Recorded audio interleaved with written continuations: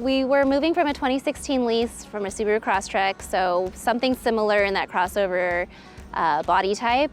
But we wanted something with a little more cabin space because we had a baby and wanted something with a little more vertical clearance. Is the Toyota RAV4 Hybrid the right car for a new mom? Find out in this real owner review, along with her likes, dislikes, and rating out of 5 stars. The RAV4 is a bestseller for Toyota, and this new generation was introduced in 2019. Let's start with what Diane was looking for in a new car. We were moving from a 2016 lease from a Subaru Crosstrek, so something similar in that crossover body type. But we wanted something with a little more cabin space because we had a baby and wanted something with a little more vertical clearance because taking the baby in and out of the car seat wasn't as easy as we would like. Given that it is a crossover, it certainly has higher ground clearance and higher entry height. The rest of the design with the contrasting wheel arches adds to the rugged look. I particularly like the design of the grille. With an angular design that is reminiscent of Lexus models, the RAV4 creates a nice striking design. Good design carries on into the inside. Seats are fabric but have this cool hexagonal pattern. But how roomy does the cabin feel? So the vertical was there for us to lift our baby in and out of the car seat, but the cabin size itself, we still have the issue of the passenger side being a little cramped with the car seat behind it, which isn't a problem for me. I'm 5'2", but for my husband, his legs are right up against the dash and he's 6 feet tall. While the cabin might get cramped with the car seat, the cargo room is a spacious 37.6 cubic feet and the tailgate can be electrically operated. So this has a really large trunk space. We are able to put our stroller in either direction very easily. The instrument cluster has 2 analog dials and a small digital area in the center.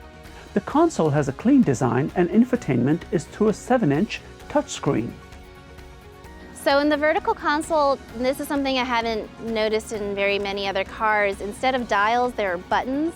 So you have to actively look at what you're dialing in and if it's on the right setting that you want it for while you're driving, which is really distracting and somewhat unsafe feeling. To alleviate that unsafe feeling and keep your precious cargo safe, the RAV4 actually has quite a number of safety features. The Toyota Sense package has features like pre-collision system plus brake, lane departure alert, and automatic high beams, among others. So the car has a lot of standard safety features. The backup camera, the rear view camera has a large angle, so it really picks up people or cars that may be behind you. Now, under the hood is a 2.5-liter 4-cylinder with an electric battery and motor producing 219 horsepower. The EPA estimate mileage for the hybrid is 40 mpg combined. So what is Diane actually getting with her mix of both highway and city driving? So we're averaging about 30 to 35 gallons, or 30 to 35 miles per gallon. So one of the features of the many screens that you can choose on the RAV4 Hybrid is it'll show you an eco score of your driving at the end from 0 to 100, and it'll have little blurbs of why your eco score was the way it was.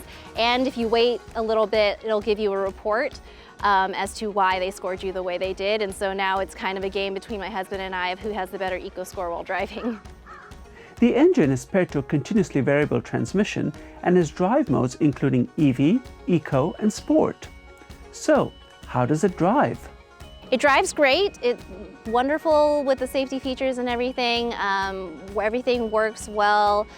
The only difference is stuff that comes standard with a hybrid in that the pickup is not the same as a regular car. I've generally been driving 6-cylinder engines, so I've noticed a drastic difference. So on the highway, there is a lot of road noise. You do hear the noise in the cabin, and it doesn't have as sensitive an automatic volume sensor as some other cars do. And with that, how many stars does Diane rate the RAV4? So I would give, we have the XLE, so it's slightly better than the basic version. I would give it a 4.5 out of 5. My qualms with it are just normal standard hybrid stuff of the less pickup and all of the electric toy car noises. But my husband likes those noises. It makes him feel like he's driving something futuristic, so that's a personal taste issue. But the vertical console, having you actively look at the buttons, is a real drawback for me. Please be sure to give the video a like, take a look at our other owner reviews, and subscribe to The Driver Download.